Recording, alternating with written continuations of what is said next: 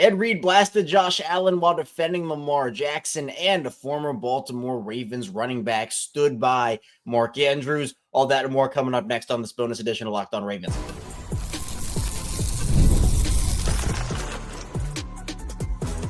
You are Locked On Ravens, your daily Baltimore Ravens podcast. Part of the Locked On Podcast Network, your team every day. Welcome into another edition of Locked On Ravens, our daily Baltimore Ravens podcast. I'm your host, Kevin Oestreicher of Ravens Wire, here with you on the Locked On Podcast Network, your team every day. Thank you so much for being here and making Locked On Ravens a part of your day and your first listen each and every single day. Free and available for you on all podcasting platforms, including in video form on YouTube, where you can like and subscribe to the channel. Also in audio form, where you can follow along and subscribe as well. We're a 5-day-a-week daily Ravens podcast. Plus, we do bonus shows like this one today. Big pieces of Ravens news, analysis, updates. We have you covered here on Locked On Ravens. We go live after every single Ravens game and every piece of Ravens big news. So a lot of Ravens content always here on Locked On Ravens. Today's episode of Locked On Ravens is brought to you by FanDuel. New customers can bet just $5, and if you win, you'll score $200 in bonus bets. Download the app or head to FanDuel.com to get started. Just kind of going through the headlines and I guess summarizing those headlines that we saw from Radio Row at the Super Bowl. The Super Bowl, obviously, today it is the Chiefs and the Eagles. So depending on who you want to root for, who you don't want to root for, I know we'll talk a little bit about what Derrick Henry had to say in the final part of the show on that. Spoiler, he does not want either team to win. But Chiefs going for a three-peat. Eagles obviously looking for revenge from a couple of seasons ago. Unfortunate the Ravens aren't there, but hopefully next year. Big news is that Lamar Jackson lost out on the MVP to Josh Allen. Just kind of wrapping that whole thing up again over the next couple of days, I guess. I mean, headlines are still coming out about it, so I'm going to talk about it here on Locked On Ravens. And actually, there was a clip of Ed Reed. This was actually before the MVP came out. He went on the Adam Shine podcast and talked on Mad Dog Sports Radio, talked with Adam Shine, and ended up kind of blasting Josh Allen while defending Lamar Jackson. So we'll talk about what he had to say. And then in the second part of the show, we are going to be diving into a former Baltimore Ravens running back who stood by Mark Andrews, who was Mark Andrews' teammate. So we'll dive into that. And then we will get into some general Ravens news. Like I said, some Derrick Henry conversation, as well as just some other housekeeping things. So let's talk about it again. Ed Reed talked to Adam Shine on Mad Dog Sports Radio, Sirius XM. And first of all, he was asked by Adam Shine about how do the Ravens get over the hump. He said, quote, just keep fighting, just keep grinding. It happens. It's football. It's about learning. You make a mistake, you lose a game. Ain't nothing you can do. Control what you can control. We lost the game against Buffalo. They were motivated about what I said. I don't play the game. We use these types of things. You still have to play next week. They had to go play Kansas City, and then they lost because you're focusing on the wrong stuff. And for those that didn't hear what Ed Reed said, or for those who don't know what Ed Reed was talking about when he said about what he said earlier, when Ed Reed was talking about Josh Allen before, he ended up saying some pretty interesting stuff about Josh Allen, and that gave the Bills a lot of motivation, I think, gave obviously the fan base a lot of motivation as well. And that, I think, maybe sparked something. I mean, again, it's very interesting what teams use, what they don't use. I mean, obviously, Buffalo used comments about them being a city of losers. They played that on the Jumbotron before the game against Baltimore. But, Ed Reed, he's not one to hold back. I mean, even he talked about before the game, he's talked about how Lamar should win MVP. And Ed Reed is going to ride for Lamar Jackson. Ed Reed it was the Kay Adams show, said how the 2013 defense and how Ed Reed would stop Josh Allen from running. And Ed Reed said, we would come at Josh Allen, show me he can complete the football after he's getting hit all day, and it's proven that he can't. And that sparked a lot. So that's what Ed Reed was talking about there. But then he went into some more detail during his answer. He said, I love Buffalo. I coached in Buffalo. And this is back to the Adam Shine interview, by the way. He said, I love Buffalo. I coached in Buffalo. We took the hits that they didn't take in that game, meaning the Ravens. The Buffalo QB didn't take the hits that Lamar did. Those hits affect our QB. It affects how you throw the ball. Go back and watch the game. Lamar takes hits. It's going to affect your throwing. I don't care who you are. talked about other quarterbacks, Ronald Cunningham, etc.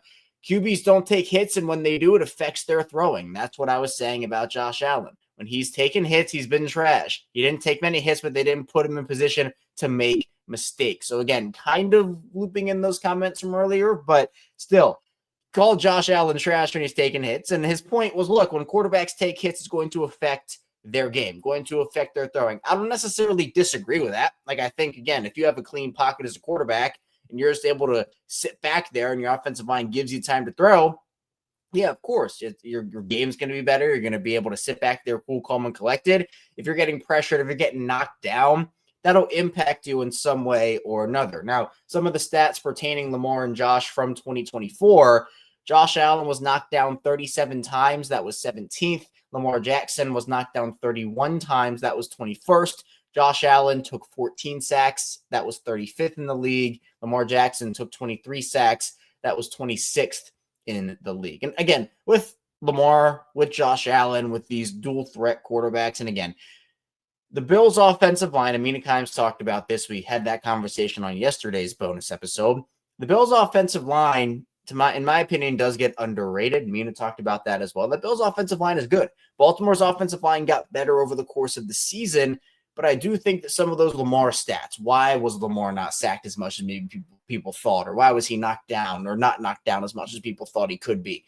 That's more of a Lamar Jackson stat as opposed to an offensive line, a Ravens offensive line stat, because we saw many times, and Josh does it too, right? Josh is a player that can look at the face of pressure and go and make something happen. But for Lamar, there are plenty of times where some defender broke through and he made magic happen. He escaped it. Whereas maybe if Lamar wasn't as mobile, wasn't as able to get out of pressure like that, we'd see Lamar Jackson sacked a lot more. And, maybe, Lamar's cool, calm, and collected back there for sure. But it's just a matter of when you do take a hit, how do you bounce back? And I think Lamar does that well. I think Josh does it well too, but it's obviously going to impact how your game goes and how you approach maybe a game plan. But the thing that I think a lot of people are talking about right now, and this was the quote that a lot of people are running with here. He ended up talking about right now, why aren't they saying Josh Allen was a running back and not Lamar? Who looks more like a running back? Why don't we do that? But we know why. Let's just tell the folks what it is. And look, there are a bunch of reasons. We've talked about it here on Locked On Ravens about some of the unfair criticism Lamar Jackson has had to take over the course of his career, and, just the unfair narratives that have been pushed about Lamar, where you don't hear those nearly as much, if at all, about other quarterbacks. And, Ed Reed clearly defending Lamar here and going to bat for Lamar. And Ed Reed has done that in the past. Ed Reed has gone to bat for Lamar, and I think it's really cool to see former Ravens go to bat for Lamar like this. But it's a matter of, like, you see Lamar have incredible passing seasons. You see Lamar do things that these other quarterbacks are doing, do them even better than these other quarterbacks are doing. And look, the running back, like, oh, Lamar's a running back, that conversation has died down, like, over the course of his career. Like, obviously it was very loud over the first couple of seasons, but people always resort to that, right? That's like the, oh, Lamar Jackson insult, he's a running back, which again is never true and is ridiculous. But you don't hear that stuff being said about some of these other dual threat quarterbacks like that, at least not in an insulting way. I remember when, I think it was Rex Ryan, I can't remember exactly, it might have been Rex, might have been someone else, but they were talking about how Josh Allen and his running ability is like, oh, this is like the best thing ever. Like Josh having the second gear that he can get to, and like he can throw, he can run. I'm just like, where's this energy for Lamar? Like, why are we talking about Lamar this way? And yes, Lamar gets praise. I'm not saying Lamar just only gets hate. But I think it is kind of this, and Ed Reed called it a little bit of like a double standard type deal. So, it's interesting to see, but Ed, slamming Josh Allen and defending Lamar Jackson, I think it was, maybe the people didn't expect that to be the topic or where that conversation went when Adam Shine asked Ed about, oh, hey, how can the Ravens get over that hump? But that's where Ed took it. and those comments certainly getting a lot of traction here. So I'm interested to see where that conversation goes. But coming up in the second part of the show, we'll talk about a former Ravens running back standing by Mark Andrews. It's interesting how the conversation has shifted ever since the game ended against Buffalo now a couple of weeks ago. So be sure to stay tuned. A lot to get to on Locked On Ravens. First, this show is sponsored by BetterHelp. What are some of your relationship green flags? We often hear about the red flags we should avoid, but what if we focus more on identifying the positive signs in our relationships, those green flags? If you're not sure what they look like, therapy can help you identify them, actively practice them, and even embody that green flag energy yourself. Whether you're dating, married, building a friendship, or just working on yourself, therapy can help you form relationships that love you back. Therapy helps you develop healthy boundaries and improves your communication skills. It empowers you to set clear expectations and express your needs in relationships. Therapy provides tools for managing conflict in ways that strengthen your connection rather than break them down. BetterHelp makes it easy by offering online therapy with over 30,000 licensed therapists to choose from. And if you need to switch therapists, you can do so at no extra cost. Discover your relationship green flags with BetterHelp. Visit BetterHelp.com/lockedon today to get 10% off the first month. That's BetterHelp, HELP.com/lockedon. Back here on Locked On Ravens, Kevin Oestreicher still here talking with you on this Sunday, this bonus edition of the show. Appreciate everybody for being here, whether you're an everydayer of the show, you listen each and every day. I appreciate you. Of course, if you're new to the channel, welcome in. Hopefully you stay a while. New to the show, hopefully you stay a while here, audio form, video form. And if you're somewhere in the middle, thank you for tuning back in. Be sure to follow me on social media. Twitter, obviously, is at ChaosStriker34. Instagram, we're starting that up again at ChaosStriker34. So follow me over there for more updates and other Baltimore Ravens content. Now, a former Ravens running back stood by Mark Andrews. And obviously, Mark had the tough day against Buffalo. It was really, really bad. I think as the conversation has evolved over the course of the last couple of weeks, it's been interesting. Obviously, emotions ran high for a lot of people after that game, and a big topic of conversation was, okay, the Ravens have to cut Mark Andrews, this, that, and the other. Obviously, we know the cap hit is going to be pretty high for Mark Andrews next season. They can get some decent cap savings by letting go of him, but I don't think it's that simple. And so in an interview with Sports Daily, DJ Siddiqui here, Mark Andrews, he was defended by Mark Ingram. Mark Ingram talked with DJ here for the Sports Daily. And look, what Mark Ingram said was, quote, I saw some missed opportunities throughout the game, towards the end of that game, that would help tie the game. You can never blame it on one person. It's a team game, and there are so many things that happen throughout the game that can affect the outcome. I just think that they have to focus on not beating themselves and putting themselves in the best opportunity to be successful, which they are capable of doing, but they haven't been able to do it in the playoffs. Ingram also said, quote, I talked to Lamar. I texted him after the game. I just told him to keep his head up. I said, you're the greatest. The man is just special. He's a special talent. And despite those turnovers, they had a chance to tie the game and prolong the game in overtime if the defense would have got a stop. And Ingram said he hasn't been able to speak to Mark Andrews, but he said, I know everyone in that Ravens organization, everyone around him is lifting him up, trying to encourage him. I know the competitor that he is. I know he's not happy about the fourth quarter of the game or the entirety of that game. He's one of the best tight ends in the game. He also said he's one of the fiercest competitors in that locker room. He holds himself to a high standard, a high regard. As bad as anyone feels about it, he feels 10 times worse. I love Mark Andrews. He's a tremendous player, and he's going to bounce back 100%.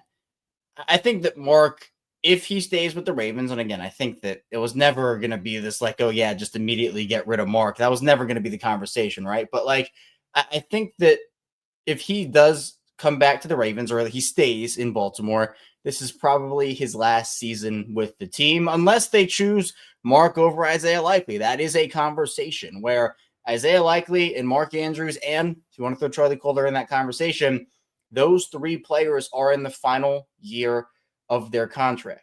And it's going to be interesting to see how the Ravens approach that, because one, you can't keep everybody. Two, it almost feels like the Roquan Smith, Patrick Queen situation from last year, if you want to say 2 years ago, where Roquan signed the extension and Patrick Queen essentially wasn't wanted back from Baltimore after that because they chose Roquan over Patrick Queen. I think it's going to be the same situation where you have two good players, you have to pick one, and then the other one is going to go on and sign with somebody else. And you can't keep both of those guys because of the contracts that each of them will demand. And obviously, it's keeping the established veteran someone who has that connection with Lamar over someone like Isaiah Likely, who's an up-and-coming player and has all of the tools, all of the traits, and all the ability to step in for Mark. But it's not going to be that one-for-one replacement necessarily. They're both different players in their own rights, and they both play really well next to each other. I think that it would be in the Ravens' best interest to try to restructure that cap hit down a little bit for Mark, see if they can work something out there for this year. Maybe I don't know how you would work out, maybe like a 1-year extension where you can lower the cap hit for that second year, put more of that money in the first year. I don't know how that would work. I think a restructure is probably the best avenue for Baltimore to go down, because I think Mark has too much value to just say, okay, see you later. They could trade him. That's another opportunity they could do. But again, I get that the emotions were high after the game. I know I felt them. I'm sure people listening, watching today felt those emotions as well. But it was never about Mark being a bad player. Yes, the playoff stats compared to regular season stats, you look at those and you wish Mark would have been a little better in the postseason up to this point. But Mark is a really good player, one of the best tight ends in this league, and there's no question about it. If the Ravens were to move on from Mark Andrews, depending on who retires, who doesn't retire, there would be 28 teams lining up out the door for Mark Andrews. So at the end of the day, Baltimore has an opportunity to, kind of run it back in a sense. I think this is the last year that they really can, quote unquote, run it back until they have some tough decisions to make. And then you have Kyle Hamilton, Tyler Linderbaum, Zay Flowers, et cetera, Rashod Bateman up for another extension. So you have this year to build. And then next off season, after next season ends and whether they win the Super Bowl or don't, they'll have to start making those tough decisions really in, year after year after year. So that's why to me, this offseason is so important, because you do have an opportunity with Mark to say, okay, this is the last go round. Or maybe if they want to keep Mark over Isaiah Likely, they say, all right, this is the last year we're going to have this dynamic duo at tight end. Because I think that Mark takes away a lot of attention from other players. I think that's why the offense works so well. They can still win without Mark, but it would be a big blow. It would be a big loss. And so I'm glad that Mark Ingram ended up, taking Mark's side, defending Mark Andrews as well. And Mark also had some other stuff to say about Baltimore too, and talked about how, look, he said, quote, they have the team, they have the personnel, they have the coaching, they have the quarterback. It's just when it comes to the games that matter in the postseason the most, you can't beat yourself. That's what we've been seeing happen with the Ravens the past 2 years. Last year, we saw them just kind of not look like themselves in the playoff game. They barely ran the football, almost still came back, but ended up losing that game versus the Chiefs. And then talked about Kansas City. He said the Chiefs don't beat themselves. You can't help the Chiefs because they don't beat themselves. They had Patrick Mahomes. If you give them extra opportunities, it's hard to beat them. Then we saw this year 2 turnovers in the first half and a turnover late in that game. So Mark obviously was a part of that disappointing playoff loss to Tennessee during that 2019-2020 season. And that was another game where the Ravens got away from their identity. It's been the same theme kind of over and over again. Not, exactly, but it's been in that same realm. And so that's the concerning part to me. And, Mark kind of hit the nail on the head where it's just like in those games, you can't have those turnovers in the big moments. You can't beat yourselves in the big moments. So Baltimore is going to have to look in the mirror in terms of their playoff success, or I guess lack thereof, because regular season wise, they're a great team. They have been a great team, but playoff wise, the John Harbaugh, Lamar Jackson era hasn't been up to standard based off of the regular seasons they have had. And that's why we don't talk about some of these great regular season Ravens teams we've seen recently, where that 2023 team, the 2024 team, I'm sure is not going to be talked about now, probably even less so. Lamar didn't win the MVP. So I'd love to be able to talk about a team, in history. Like we look back on that 2012, 2013 team a bunch. And it's not like we don't talk about any Ravens team that didn't win the Super Bowl. We'd only be talking about 2 Ravens teams if that were the case, and we just can't do that. But Baltimore has an opportunity again to go out there and improve on what has been some lackluster playoff success. It hasn't been all terrible, but again, I guess in today's game, like in the way that you're judged in these days, it's off Super Bowls, and it's not like that's anything new. So hopefully Lamar will be able to get over that hump. But if that is the case, Patrick Mahomes is the one that stands in front of him, and you got to get past the divisional round. That, to me, is the big part as well. Coming up, though, in the final part of the show, there's just some general Ravens news and updates. Be sure to stay tuned. We got a lot coming your way on Locked On Ravens. First, the show is brought to you by FanDuel. Super Bowl 59 is here. One game, two teams, endless possibilities, and there's no better way to make every play more exciting than with FanDuel Sportsbook. Whether it's predicting the first touchdown, calling the MVP, or even betting on the coin toss, FanDuel makes it easy to get in on the action with live betting all game long. You can adjust your bets as the game unfolds and feel the thrill from kickoff to the final whistle. The live betting feature lets you stay involved no matter what happens on the field, and the app is super easy to navigate. Plus, knowing that you can place a $5 bet and potentially win $200 in bonus bets for the Super Bowl, that's icing on the cake. Download the app or head to FanDuel.com to get started. That's just $5, and if you win, you'll score $200 in bonus bets. That's FanDuel.com. Bet with FanDuel, official partner of Super Bowl 59. And the show is brought to you by PrizePicks. The big game is almost here, and there's no better way to make it even more exciting than with PrizePicks, the best place for daily fantasy sports. With over 10 million members and billions in winnings awarded, PrizePicks makes it fun and simple to get in on the action. Here's how it works. You pick more or less on at least two players' projections, and if you're right, you can win up to 1,000 times your cash. PrizePicks even has a free pick for the big game where Patrick Mahomes only needs to throw 1 yard to win. Pair that with one correct pick and you're cashing out. This week, I'm looking at the board and selecting more for Travis Kelce on receiving yards and more for quarterbacks passing yardage. I'm picking Patrick Mahomes there. What I love most is fast and safe withdrawals when I win my cashes in my account in as little as 15 minutes. Check out the promos tab to tail any of the super sweet Millie Winners big game lineups. If you tail lineup that goes 3 for 3, you can win a split of $1 million in promo funds. Download the app today and use code LOCKEDONNFL to get $50 instantly after you play your first $5 lineup. That's code LOCKEDONNFL for $50 instantly after you play your first $5 lineup. PrizePicks, run your game. Back here on Locked On Ravens, Kevin Oestreicher still here with you. Bonus edition, Sunday here. Super Bowl Sunday. After today's season is over, it's an opportunity for the Ravens to get better in the offseason. We'll have draft content here, free agency content. And again, before we know it, we will be back in regular season mode. We'll take a little while for sure, February to September.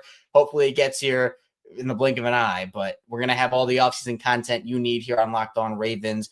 All offseason, we're a year-round Ravens podcast, 5 days a week plus more. So be sure to like and subscribe in video form and follow along in audio form. It's the same show, so you're not missing out on any content. If you want to watch one day, listen another day, you can still get the show in its entirety any which way you decide to watch or listen. But Super Bowl Sunday, Derrick Henry was asked about his pick, who he's rooting for. He said, okay, who's winning? What's your prediction? It was a live show. So the crowd, they applauded him. They cheered him. He said, I'm not playing. That's kind of the mood here where it's just like, who cares? Like, me personally, football is football. And I'm excited for football regardless. I obviously hosting the show and everything I love football in general. But it just feels different when it's not the Ravens in there. It's been a while since we've had that feeling too, having the feeling of the Ravens in the Super Bowl.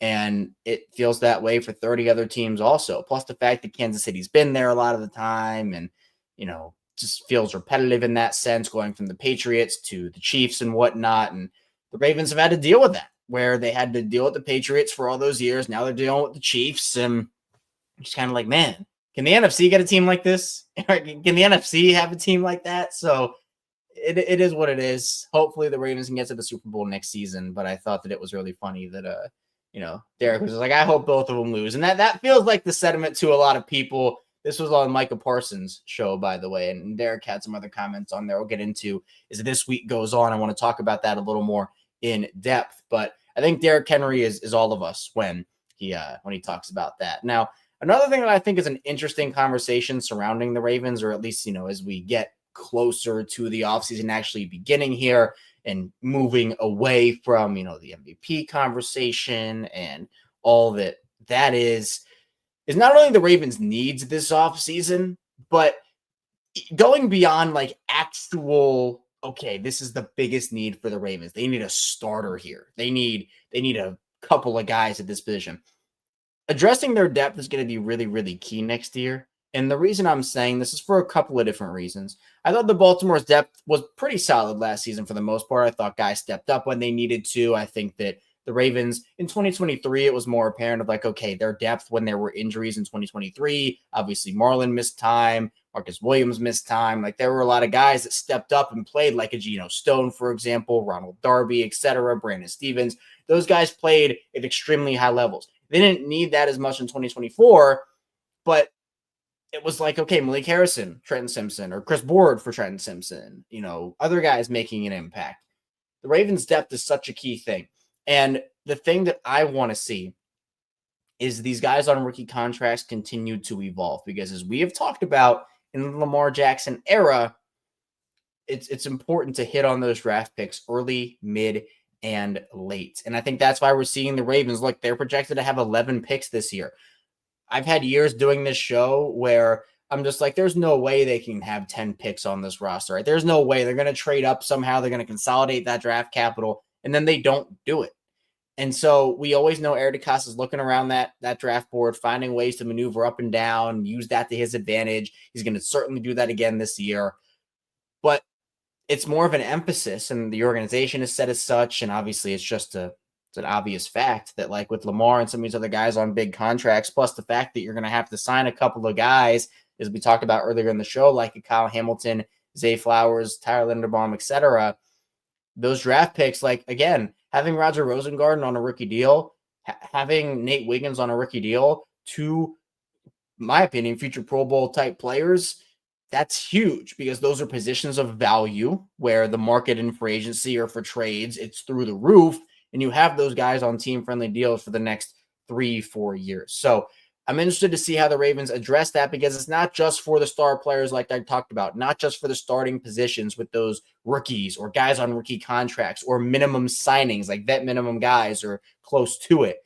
That's how Baltimore is able to stay so competitive, is they're able to not just get the star power in, but round out their roster. No roster is perfect, obviously, but I think for the Ravens, they have a lot of opportunities this offseason with not losing a lot of guys. They're going to lose a couple, but not a ton, in my opinion, to build upon that and make a really, really well-rounded team. Honestly, could be the best version we have seen of this Ravens team in the Lamar Jackson era. But that's all I have for you here today on Locked On Ravens. Thank you so much for tuning into the show. Bonus episode.